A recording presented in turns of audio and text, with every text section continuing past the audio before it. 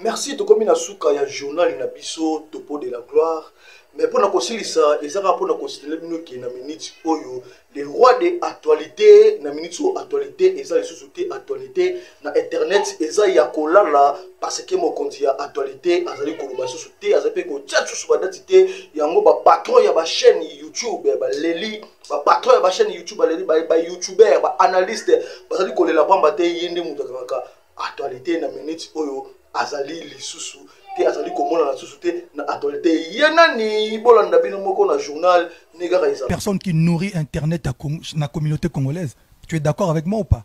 Ndimaka ça la rien. Non mais les publications je vois. Non mais si.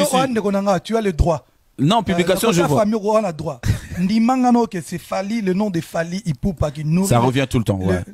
Donc on va vers revenir. Le nom de Fali Ipupa Moutezone faire tourner Internet, il y a une communauté. Explique-toi, je te donne l'occasion de t'expliquer. Na challenge yo kaka yo lobango. Et les youtubeurs so yobobi ngabone na ba journaliste. Na ba artiste. Quelques-uns.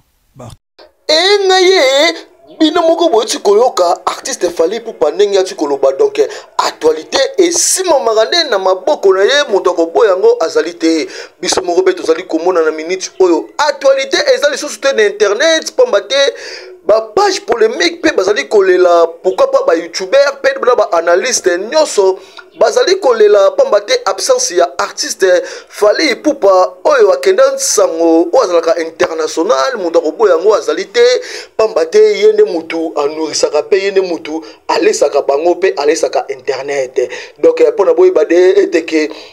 l'artiste Fali Ipupa azali mokonzi ya ba warrior pe azali mokonzi ya ba artiste musicien nyonso o bazali na Congo mutu akoboya ngo kotu azali te pamba te na minute oyo absence na internet ezali koloba ebele silence na ezali koloba ebele yango omoni te ba youtuber ba patron ya ba chaîne pe ba youtuber pe na ba analyste nyonso bazali kolela pamba te ba kotisaka mbongo soki artiste azali kotia ba image to azali kotia ba video na actualité na ye nde mutu ekotisaka mbongo lokola ye azali susu kosala te kotia susu ba image te to ba video te bino mo bazali komona internet na minute oyo ezali ya kolala aya Fali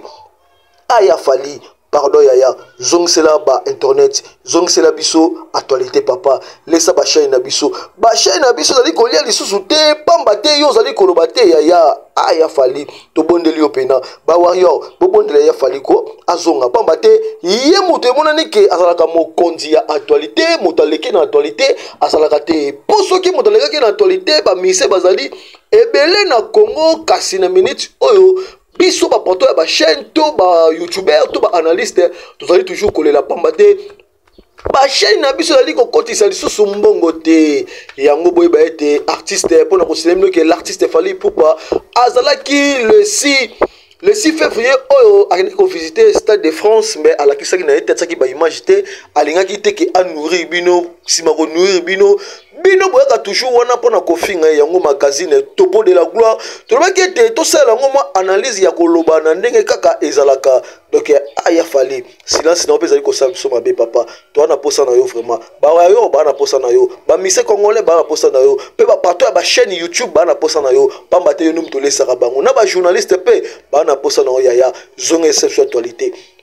zonga actualité tobiki actualité ezalaka pai na yo yaya toa na posa na yo zongisa actualité engaye kianga na ndenge loba ba Congo yayo te artiste Fali Ipupa alobi ete akozongisa ne susu pena actualité te bozela kaka surprise ya Stade de France kala mingi te pe tourner ya États-Unis d'Amérique ekozala bomonaki Edi Badiata bomonaki pe maître Besengande balondo ozaki garde corps ya artiste mais na roye sabino ke artiste pasaki ne wana mais abika kake moni no wifi silence pamba te aboyi na kofula bato ebele aboyi na kofula bato ebele pamba te bato emonaki batu badiembelaka na nsima ya artiste Fali Ipupa pamba te ye avandi bango mpe bavandi ya Fali goma kaka goma te yongo simbaka actualité vraiment boyi baete actualité ezalaka nde mpa na ye donc boza sabone toujours na chaîne na bino posa ya poto télévision pamba te bokozala na bino desite ciao. Merci beaucoup, Toromina Souka, vraiment, na comprendre na bongo te 5 Sabino, merci, Pambate Bozaka, Ebele, Rolanda, émission na bino magazine Topo de la gloire bino boti komona nyonso o ezali koleka mokonzi actualité bino boti komona bo comprendre déjà que ezalaka ye fali pour pas di cap la merveille aigle mokonzi ba wario yena za mokonzi actualité lokola ye mikolo zo lo basusu te actualité na biso fois ma papa eta ngai posa poto bosa abonner massivement na posa poto télévision bayo